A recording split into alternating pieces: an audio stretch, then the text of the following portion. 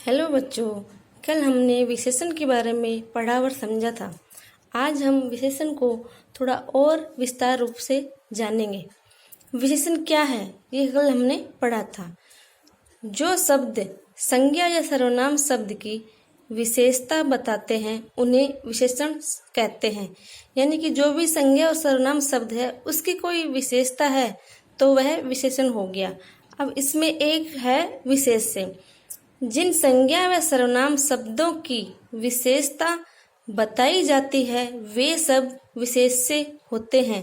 जैसे उदाहरण के लिए पवन के पास रंग बिरंगी पतंगे हैं। यहाँ पर विशेषण क्या है, पहले ये पता करते हैं। रंग बिरंगी शब्द जिसको कि हमने हरी स्याही से अंकित किया है, रंग बिरंगी पतंग की विशेषता है। पतंगे कैसी हैं? रंग बिरंगी। यह रंग बिरंगी शब्द पतंग की विशेषता है। तो यहाँ हम किसकी विशेषता बता रहे हैं? पतंग की। तो यहाँ पतंगे शब्द जिसे हमने लाल स्याही से अंकित किया है, यह है विशेष्य। निधि के पास 5 पुस्तकें हैं। यहाँ 5 पुस्तकों की विशेषता है कि वे संख्या में 5 हैं। पुस्तकें हैं विशेष्य। मोती 4 किलो आम लाया। यहाँ आम की विशेषता है 4 किलो और आम शब्द है विशेष्य। अब हम आपको विशेषण के भेद क्या है, कितने हैं, इनके बारे में बताएंगे। विशेषण के मूल रूप से 4 भेद हैं: गुणवाचक विशेषण, संख्यावाचक विशेषण, परिमाणवाचक विशेषण और सार्वनामिक विशेषण। सबसे पहले हम पहला जो है गुणवाचक विशेषण, इसके बारे में पढ़ते हैं। जिन शब्दों से संज्ञा या सर्वनाम के गुण दोष, रंग रूप, आकार, समय, दशा, स्थान, अवस्था आदि का ज्ञान होता है उन्हें गुणवाचक विशेषण कहते हैं।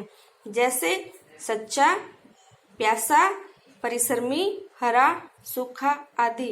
यानी कि जिस शब्द से किसी के बारे में उसके गुण दोष, उसकी दशा, स्थान, अवस्था, रंग रूप, आकार का हमें पता चले तो वह गुणवाचक विशेषण है। जैसे मोहन बहुत सच्चा है, कौवा प्यासा है आदि गुणवाचक विशेषण के उदाहरण हैं। संख्यावाचक, जो विशेषण शब्द किसी संज्ञा या सर्वनाम की संख्या संबंधी विशेषता बताते हैं उन्हें संख्यावाचक विशेषण कहते हैं। जैसे 5 पांडव, 2 आम। यहाँ पर हमें संख्या का पता चल रहा है कि पांडव 5 हैं और आम 2 हैं। संख्यावाचक विशेषण भी 2 प्रकार के होते हैं: अनिश्चित संख्यावाचक और निश्चित संख्यावाचक।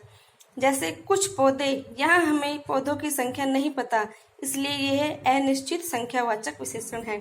थोड़ा दूध, दूध की मात्रा का हमें पता नहीं, इसलिए यह अनिश्चित है।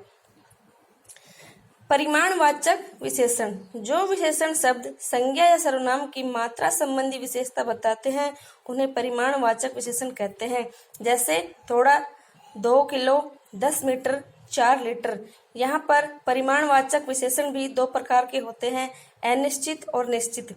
थोड़ा तो है अनिश्चित, 2 किलो, 10 मीटर, 4 लीटर, जिसमें कि माप का पता चल रहा है, ये है निश्चित। सार्वनामिक विशेषण, जब कोई सर्वनाम शब्द संज्ञा के ठीक पहले लगकर उसकी विशेषता बताता है तो उसे सार्वनामिक विशेषण कहते हैं। जैसे वह, इस, उसकी, उनकी आदि। यह विशेषण संज्ञा शब्द से पहले लगता है। जैसे वह लड़की सुंदर है, यहाँ पर वह सार्वनामिक विशेषण है।